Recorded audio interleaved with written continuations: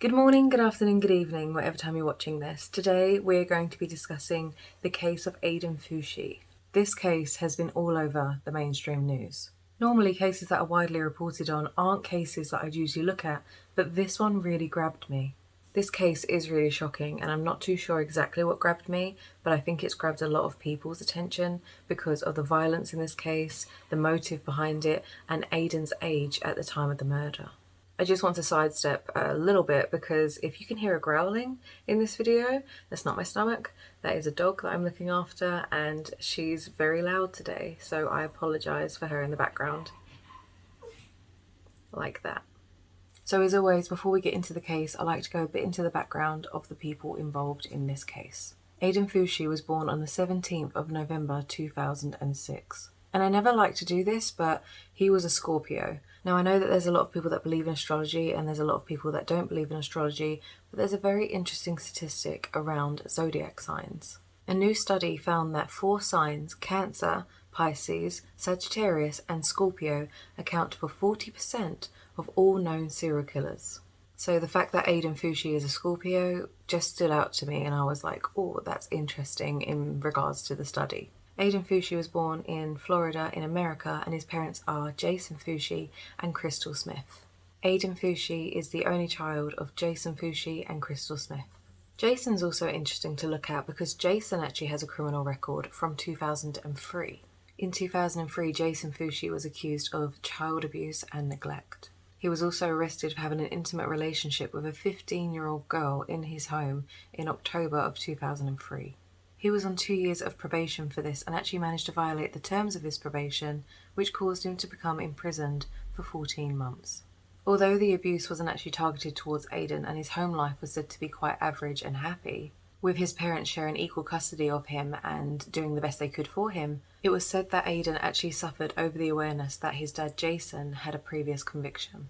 Aiden was a student in the 7th grade of Patriot Oaks Academy in St. John's, Florida. It's said that Aiden was an average student, but he did have dreams to become successful. He didn't know what field he wanted to be successful in, but he wanted to get into higher education. Aiden was known to be trouble by his teachers and classmates. He also had a learning difficulty which made studies hard for him, but the school noticed this and took action, and Aiden was very willing to receive the help that the school offered him. The dean also had a very close working relationship with Aiden because he had been in trouble in the past. So they kept an eye on him to make sure Aiden could behave as well as he could in school. Aiden did have a girlfriend when he was at school and she was in the year above him. There isn't much found on her and I totally understand why because she's also very young, so they're keeping her identity protected. There is a report though that she would tell the police later on that Aiden would often discuss murders with her. It was more that he would discuss murders to her than her being a part of the conversation, but it was something that he often spoke about. To add to this, Aiden would also talk to his friends about how exciting the idea of killing and stabbing was. He would also mention that he was extremely excited by the idea of watching someone die in front of him. And even though his friends thought this was really messed up, they just thought it was Aiden acting out. His friends say that they never thought that he was serious about contemplating a murder. Tristyn Bailey was a 13-year-old girl who was born on the 18th of January 2008 in Florida. She was born to parents Stacy and Forrest Bailey and she had 4 siblings. Her siblings are Brittany, Alexis, Sophia and Tegan. Tristyn was known by everyone as a fun, smiley, caring person. She attended Patriot Oaks Academy and she was incredibly popular. She was also a cheerleader and she loved cheer so much that she was actually in 2 squads. She was noted as incredibly bubbly and the life and soul of every party. She was friendly, she was warm, and she would never think twice about helping others. And her favourite colour was aqua. Aiden, being a child of the modern world, loved social media. He loved Snapchat and he would very often post photos on there. The content of these photos was very social heavy and he would often post photos of him and his friends. At school, as I previously mentioned, he was loud, he was outspoken, and sometimes he was quite destructive. Some children thought that he was incredibly defiant, and some children thought that this was incredibly exciting and interesting. Tragically, there is not much more to cover on the background of Tristyn and Aiden. Because they were so young, and this is what makes it truly so sad, there isn't much of their lives to go back into and investigate. They really didn't live much before the night of the murder, so that's exactly what we're going to do now. We're going to talk about the night of the murder. So on the night of the murder, Tristyn had decided to sneak out of her family home at about 1:45 a.m. She was friends with Aiden, so the pair decided to go and hang out in the very early hours of the morning. They were seen on CCTV walking together down a residential street towards the woods. The following day was Mother's Day, and when Tristyn didn't come down for the breakfast family meal, her family then decided to report her missing to the police. According to the St. Johns County Sheriff's Office, her family had last seen her at about 12 a.m. Sunday. The surveillance footage was found to be about an hour and 45 minutes after they'd last seen her, and the next surveillance footage that was picked up, and it showed Aiden running the opposite direction, barefoot, holding his shoes. After Aiden got home, he entered his family home quietly. He tried to hide his shoes and his clothes, and he took a shower. And after he took a shower, he decided to post this photo to his Snapchat. I literally have no words. I only have emotion, lots of emotion, and all of that emotion is truly so angry. Just over an hour after the missing person report went live on Sunday, her body was found in a wooded area by her neighbour. The next day, Sheriff Robert Hardwick announced Fucci's arrest. On Tuesday, investigators revealed that Tristyn Bailey had been stabbed to death. Bailey had 49 defensive wounds, which indicated she gave a fierce struggle for her life. In total, she was stabbed 114 times. The day following the murder, Crystal Smith, Aiden's mother, would find his jeans and discover that they were completely blood-soaked. In response to this, she decided to wash the jeans to hide any evidence of Tristyn's murder. I cannot understand how you would find your child's blood-soaked jeans and not immediately go to the police. I don't have children of my own, but you know that something awful has happened to someone else's child, and why you're trying to cover that up, I don't know. I know it's her only son, and I know that as a mother you want to do everything in your power for your children, but he has just killed another person's child and you're trying to cover this up. That's something I just personally cannot get behind, sorry. This is something that we will come back to, but I also have CCTV footage from this moment which I will add now.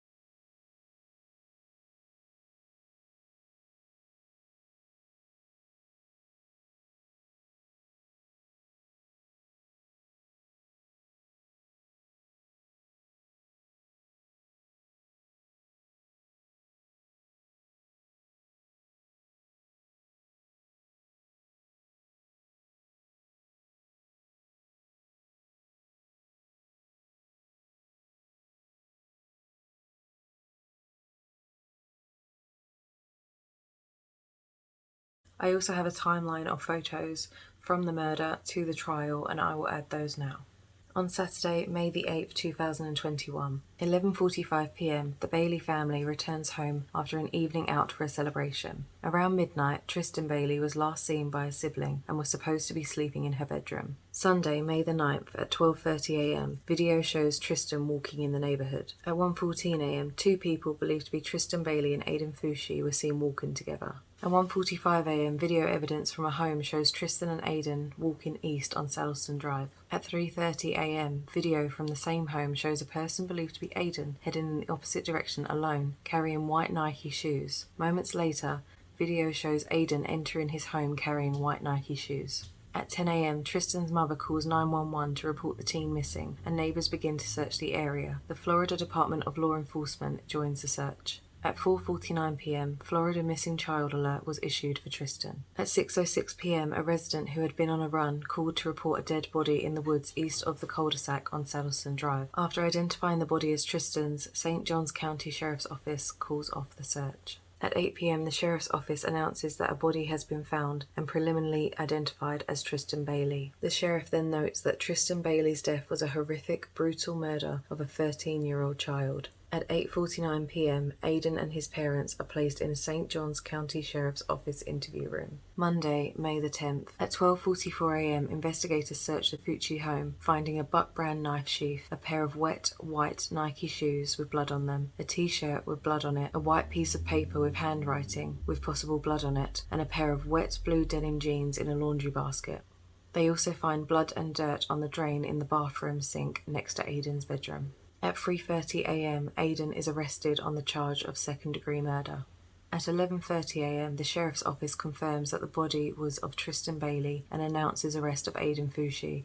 At 8:30 p.m, a candlelight vigil honours Tristyn at the South Durban Crossing Amenity Centre. On Tuesday, May the 11th, 8:30 a.m, Fucci is charged with second-degree murder in the death of Tristyn Bailey. He is remanded to detention for at least 21 days in his first court appearance. At 1:30 a.m, a medical examiner determined that the cause of Tristyn's death is sharp force trauma by stabbing. It is then said that the CCTV footage placed the pair walking near the scene in that time frame. On Monday, May the 17th, Anway, or Andy Snober, is hired to represent the 14-year-old suspect by his family. They file to withdraw the case and the motion is granted by the courts. On Tuesday, May the 18th at 5 p.m, the Bailey family holds a public memorial service for Tristyn at the Celebration Church in Jacksonville. A day after she was found dead, students at the Patriot Oak Academy and neighbouring Durban Creek Elementary were encouraged to wear white in her memory. In a show of solidarity and grief for Bailey's family, neighbours tied aquacolour ribbons around their mailboxes. Meanwhile, Fucci has issued a letter of apology to the Bailey family and his own parents for the heinous crimes he's committed. On Thursday, May the 20th, the judge approves indigency motions filed on behalf of the parents of the 14-year-old suspect and announces that the suspect will be represented by the Public Defender's Office. On Thursday, May the 27th, Fucci will face a first-degree murder charge and he will also be charged as an adult. On Friday, May the 28th, during a first court appearance, Aiden Fucci will be held without bail at an adult facility in St. John's County. On Thursday, June the 3rd, Aiden Fucci enters a plea of not guilty on the first-degree murder charge. On Saturday, June the 5th, Crystal Lane Smith, the mother of 14-year-old Aiden Fucci, is arrested on a warrant charging her with tampering of evidence following the killing of Tristyn Bailey. On Wednesday, the 14th of July, in newly released documents, one of Fucci's friends said that he talked about killing people frequently, and that weeks before Tristyn's killing, Fucci said that he had planned to murder someone by dragging a random person into the woods and stabbing them. The video evidence is also released in St. John's County. On Monday, the 26th of July, Crystal Smith pleads not guilty to her charge of tampering with evidence. On Thursday, the 28th of October, Aiden appears in court. Judge Lee Smith grants a continuance filed by Aiden's attorney until February the 2nd. On February the 2nd, 2022, Aiden Fucci appears in St. John's County Court for a pre-trial hearing. The trial is then set for November. So during the case and trial, evidence are mounted up against Aiden. They had found his DNA on Tristyn's body, and they'd also found bruises on Aiden from Tristyn trying to save her own life. Evidence also given was posts from his social media, blood-stained clothes, and his knife, which he had nicknamed Poker. There was also uncovered comments from his friends on social media, which were disgusting too. You can find them on Google. They are absolutely horrific. They basically portray Tristyn in a bad light, and they say things like she shouldn't have been wearing what she was wearing if she didn't want this to happen to her. There is also another claim of something really horrific happening to Tristyn before she was murdered.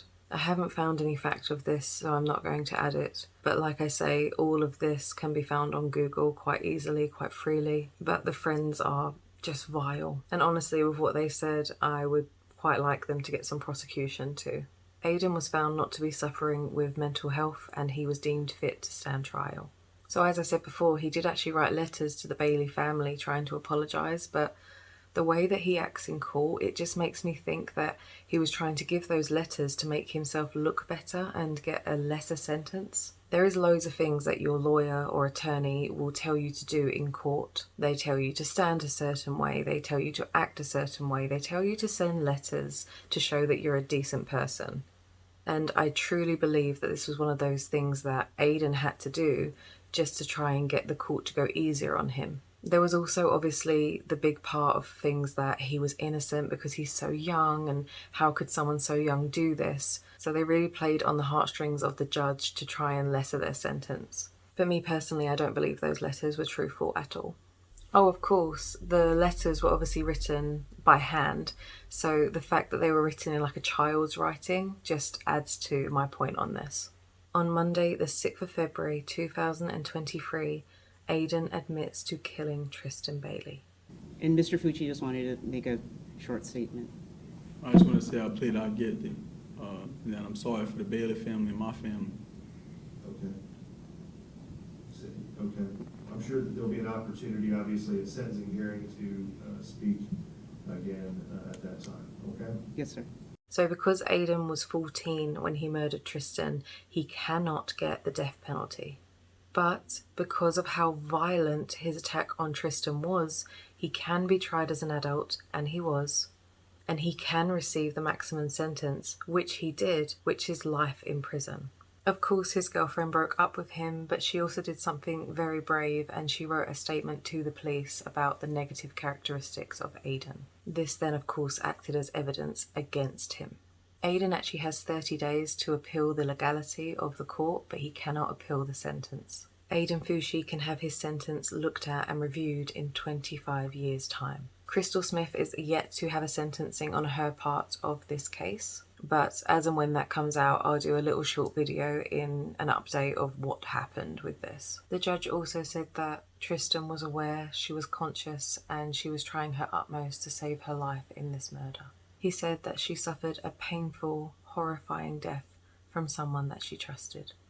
Tristyn's family also now call themselves the Bailey Seven, which of course includes Tristyn. Throughout the trial, they were desperate for Aiden to receive life in prison. Letters from loved ones of Tristyn flooded the court. The judge had to read every single letter, and in total there was 150 of them. The family all took to the stand, and all of their testimonies were heartbreaking and powerful, but one that I watched was so deeply impactful that I will have to play that clip now. Alexis Bailey, I'm Tristyn's second oldest sister. And just so the court's aware, if you would just tell the court the order of the siblings. So my oldest sister is Brittany Bailey.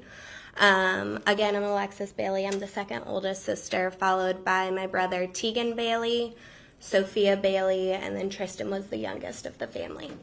Okay, go ahead. Thank you.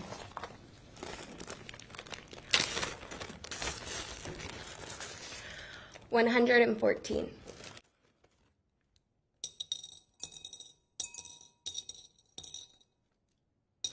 This jar now holds 114 stones, one for each of the 114 stab wounds that my sister had to endure. It was 1 hour and 42 minutes between when my sister was last seen and when Aiden Fucci was next seen, running out of the woods holding his shoes because his feet hurt. It's funny that such a simple statement can bring such anger. Aiden Fucci could show compassion for his sore feet, yet had nothing to leave for my beautiful sister. The number of questions I have for Aiden Fucci surrounding that night plague my mind. Did she see you coming at her with the knife? Or did you stab her while she wasn't paying attention? Did she scream out for help? Or was she paralyzed with agony? Did she cry for my mother? Did she beg you to stop? Did you hear her lungs gargling with blood? Or did you see it in her face when she realized she could no longer breathe due to her collapsed lungs? What were her last words? Did you stay to watch her die? Or did you leave her there in agonizing pain as you ran away? How long did she suffer? Did you watch the life leave her eyes? Do you know the answer to any of these questions? Or were you too caught up in the thrill of the kill? The fact that Alexis puts one stone into the jar each time her sister was stabbed is just really, really powerful. The bravery and the strength that this family had over obtaining justice for their daughter and sister is just mind-blowing. Hours after his sentencing, he was put into prison, which usually takes months. He has now been put in the Sewanee Correctional Institution, which is labelled as an adult's prison. He will stay in the juvenile part of the prison until he's 18, and then he will be put in maximum security. Tristyn's dad also doesn't believe that the letters from Aiden were truthful, and they were just put in to receive a lesser sentence. And I bet you're hoping for a motive of this killing. There isn't one. The only motive was that Aiden wanted to kill someone, and he wanted to know what it looked like. He chose Tristyn because that night he wanted to kill someone, and she was willing to come out alone with him. There was no form of rejection. There was no altercation between the pair. He had decided that night he was going to kill someone, and that person was Tristyn. I hope that by ruining several lives, including his own, was enough to validate his motive for murdering Tristyn. There is no validation for murdering Tristyn. She was a beautiful, kind soul who had everything in front of her. She was going to be successful. She was a popular, beautiful, smart young girl, and he stole that away from her. He's also stolen the futures of all of her loved ones because their lives will now never be the same. As always, my love goes to the family and friends of those that are suffering. Thank you so much for watching. Subscribe if you want to see more content like this, and that's all from me. Bye-bye for now. This case is one of only a very small few that had this level and this type of impact on the community. He lured her into a secluded place in the woods near his home, a person that she trusted, and he led her there under false pretenses. There was going to be a victim. Court accepts that in 2019, of all juvenile arrests, only 7% were violent and only 1% of those were homicides. This court finds that the defendant's participation in this offense was not the result of immaturity or impetuosity. He understood the risks and consequences of his actions. He previously told his girlfriend that he was going to do this. That clearly shows that he had been planning it. What is also very troubling is that this crime had no motive, that there is only one appropriate sentence in this case. Mr. Fucci, if you and your attorneys would please rise. Mr. Fucci, having entered a plea of guilty to the crime of first-degree murder, I adjudicate you guilty of the premeditated first-degree murder of Tristyn Bailey. I sentence you to life in prison.